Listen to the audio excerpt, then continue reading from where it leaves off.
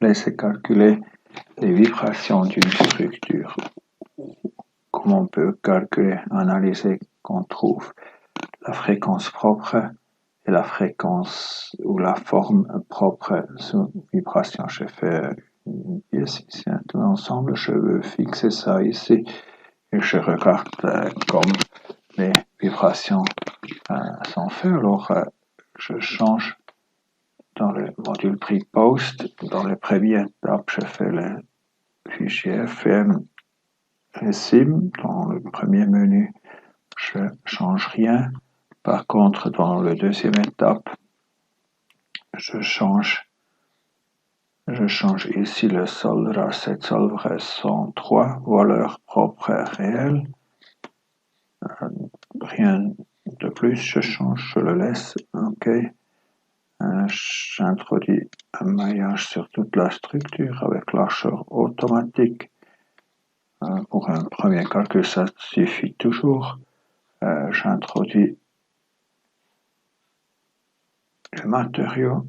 Alors je prends de l'acier sur toute la structure. OK. Puis je vais dans le fichier SIM. Je prends notice que il n'existe rien de charge, simplement de charge, température et précharge.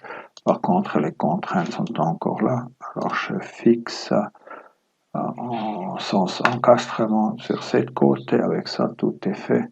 Et je peux lancer le calcul.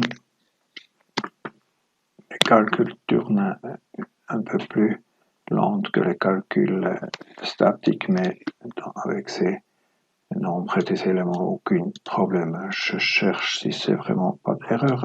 Pas d'erreur, c'est OK.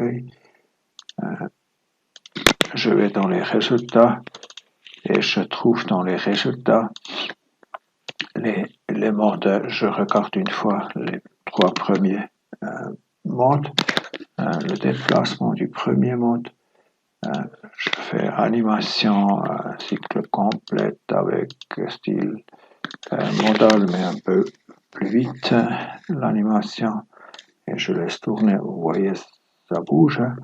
Alors, ça va en haut et en bas, avec à peu près les 400 Hz, un peu moins, 388. Et on y trouve aussi le mode 2. Il fait même fréquence, mais dans l'autre direction. Il existe les deux possibilités. Et puis, on a une déformation. Prenez pas comme réelle cette déformation, parce que une fréquence propre, une vibration, ça dépend de l'énergie qu'on introduit dans le système et de l'amortissement qui existe dans le système. Je change au troisième mode et vous voyez avec 1186 Hz, cette vibration de torsion, comme on a regardé ensemble dans la théorie. C'est un exemple qu'on a fait l'analyse manuellement. Alors c'est une fréquence beaucoup plus haute. Il existe aussi dans différentes directions. Alors je vais directement sur le mode 6. Et ça c'est compression traction. Je vais mode 7. C'est deux mêmes choses existent dans le 8 et dans le 9. Je trouve c'est simplement cet axe qui commence à tourner un peu de réaction là dans la plaque. Et finalement, mode 10, c'est ce type de déformation qu'on y trouve. Alors c'est tout ça. Alors je vais vous montrer comment on peut trouver la fréquence.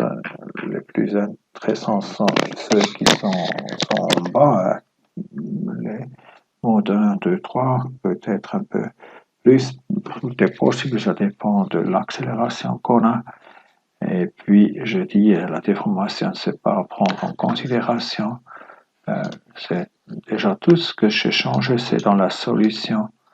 J'ai pris le solde 103 valeurs propres réelles. Alors, on a trouvé les vibrations, les fréquences propres et les formes propres de la vibration. Voilà, c'est tout.